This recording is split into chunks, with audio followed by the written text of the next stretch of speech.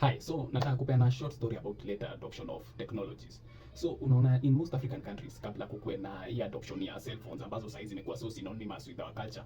Most of the calls kitambo zilikuwa zinatumia landlines. So landlines, if you don't know, because maybe the audience we are talking to, kulikuwa na most phones zilikuwa na calls kitambo, zilikuwa like zinatumia lines, like actual physical lines to actually call anyone around either in your country or around the world.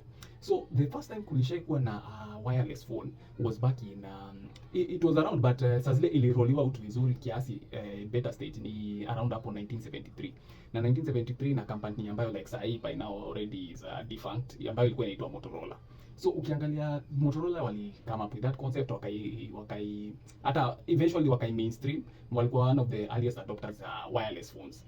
So eventually you obviously, as you know now, the technologies are very common, but back then haikuwa as prevalent as it is now. So ukiangalia in Africa, maybe now back in the 70s, juu ilianza kubuniwa 1973. Ukiangalia most African countries hawakuwa hata wamejenga the infrastructure ile as connected ya normal landlines. So ukiangalia like normal landlines hazikuwa zimekita mzizi venye inafaa kuwa, like hazikuwa ati kila place. Unaona like in most places, if you look back in Kenyan's history, most places watu walikuwa wanatumia almost kulikuwa na almost like a phone booth, na hazikuwa as common as you would imagine ama as you would think. In fact, there's a very good story of like my mama akisema like when she first applied for yeye kupata your landline, it take almost Telcom almost 8 to 10 years kabla waweze kuwekea hiyo landline. So it was haikuwa hiyo, that's another thing about government inefficiency and not cover right now. But ukiangalia hiyo situation, it was better for Africa who are an early adopter of vitu kama wireless networks ama wireless cell phones.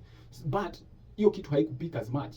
It take almost another 20 years before the first phones zimeanza kuwa mainstream, which is around 2003. That's almost like another 20 years after the original nini. Na hao watu si ati I like to imagine wale watu ambao walikuwa in government ama in places of leadership saa hizo, si ati hawakuwa exposed to people who live in Europe ama kitu kama hiyo. So hiyo ndio ilikuwa like okay, what is it that ili prevent sisi ku adopt hiyo technology, yet we would have been the perfect ground juu hatukuwa tume roll out your landlines as much, hatukuwa tume roll out like landline infrastructure as much.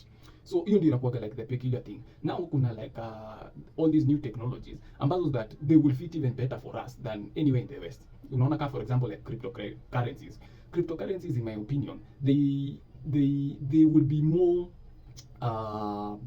better utilized in the African continent than anywhere else, maybe outside the ama in the Western world ama nini, because wow, to some extent their financial system ilikuwa also a little bit very well primed na ilikuwa very matured, yet our financial systems hazikuwa as well put together as those ones. So imagine that our watu ama the people in the West wako more enthusiastic ku adopt these new ways of finance kama cryptocurrencies, kama hiyo ku decentralized finance than sisi. I think hiyo ni something ambayo like we should actually try a bit of effort kujaribu ku outpace ama kujaribu ku keep up with the pace with the world, tusikuwe like the last adopters of this certain technology.